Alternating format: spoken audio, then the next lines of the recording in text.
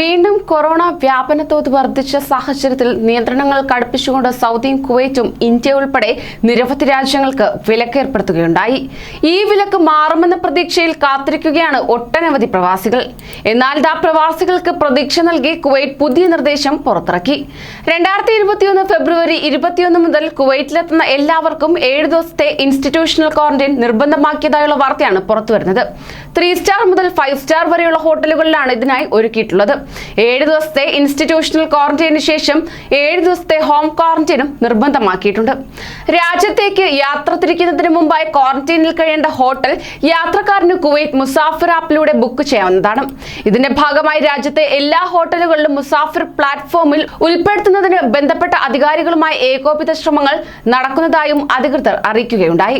Quarantine കാലയളവിൽ യാത്രക്കാരൻ Covid പ്രതിരോധ മാർഗനിർദ്ദേശങ്ങൾ പാലിച്ചു എന്നുറപ്പുവരുത്തേണ്ടത് ഹോട്ടൽ ഉടമകളുടെ ഉത്തരവാദിത്തമായിരിക്കും. കൊറോണ വൈറസ് പകരുന്നത് തടയാൻ അടച്ച ബോക്സുകളിലായിരിക്കും ഭക്ഷണം നൽകുക. ക്വാറന്റൈനുള്ള ചിലവ് യാത്രക്കാരിൽ നിന്നുമാണ് ഈടാക്കുന്നത്. അതേസമയം വിദേശികൾക്ക് രാജ്യത്തേക്ക് വിലക്കുണ്ടായിട്ടും കുവൈറ്റിലേക്കുള്ള വിമാനങ്ങളിൽ ടിക്കറ്റ് കിട്ടാനില്ല എന്ന ആക്ഷേപവും ഉയരുന്നുണ്ട്. വിലക്കിന് പുറമെ കുവൈറ്റിലേക്ക് വിമാനത്തിൽ വരുന്നവരുടെ എണ്ണം 1000-ആയി കുറയ്ക്കുകയും ചെയ്തു.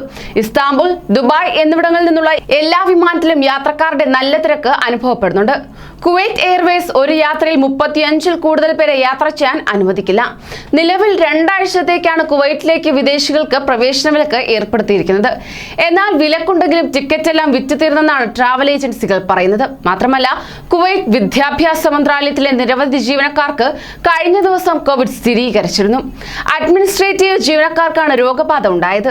ജീവനക്കാരോട് ശക്തമായ മുൻകരുതൽ നടപടികൾ സ്വീകരിക്കാൻ അധികൃതർ നിർദ്ദേശിച്ചു കഴിഞ്ഞു. വീഴ്ച വരുത്തുന്ന ഉദ്യോഗസ്ഥരുടെ ശമ്പളം കുറയ്ക്കാനാണ് നിർദ്ദേശം നൽകിയിരിക്കുന്നത്. കൂടുതൽ പ്രവാസി വാർത്തകൾക്കായി ഈ ചാനൽ സബ്സ്ക്രൈബ് ചെയ്യൂ.